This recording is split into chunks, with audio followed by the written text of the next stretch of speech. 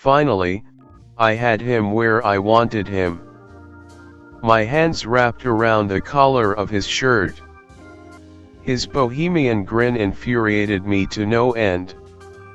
You're going to fix everything," I barked, my right letting go of his shirt and curling into a fist raised to his face.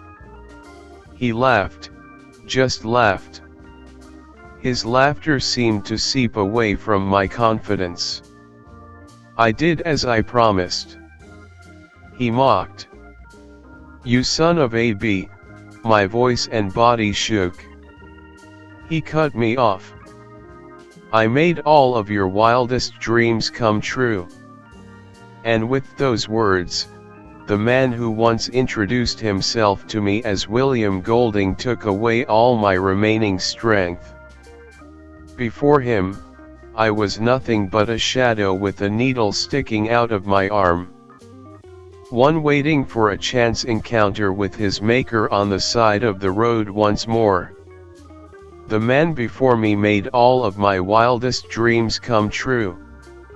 After our first encounter, my life turned on its head. In no time, I could make a decent living selling my paintings. Before long, I became a world-renowned painter. But success isn't as glamorous as it first seems. With each success came a tragedy.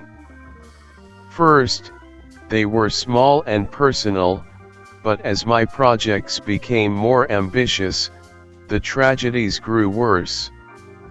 My projects turned more ambitious, forecasting greater disasters. "I make your dreams into reality," he sneered. Catastrophes I imagined and translated into canvas became international news. "You wished to reshape the universe," his words cut me like blades, "I gave you that power."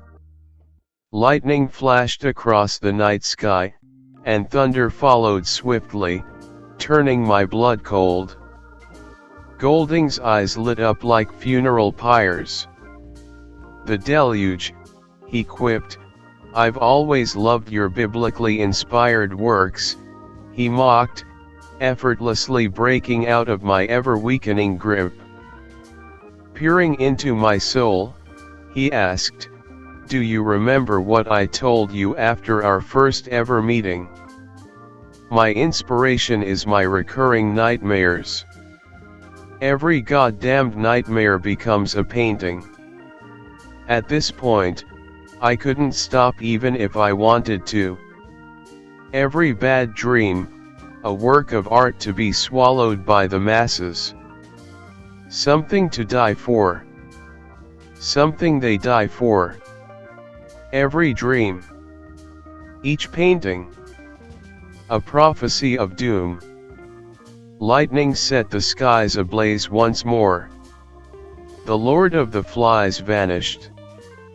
Disappearing in a flash, he left me in the middle of a sea of writhing maggots dancing mindlessly around a gallery filled with my works. Socialites and other such vampiric creatures swarmed to witness the dismal monotony of my imagination brought to the surface of this mortal plane. A woman approached me, congratulating me on the success of my most recent exhibition. "You are like a modern-day Caravaggio, Mr. Benozia," she complimented. "I fancy myself more of a Munch, Mrs. "Oh, no. The color scheme, the details. He could never compare. You make Edvard Munch look like a Philistine, darling," she rebuffed me. I faked a smile and bowed in gratitude, watching her disappear into the grumble again. Golding's last words still rang in my ears, drowning out the world-ending thunderstorm outside. The devil is always in the details.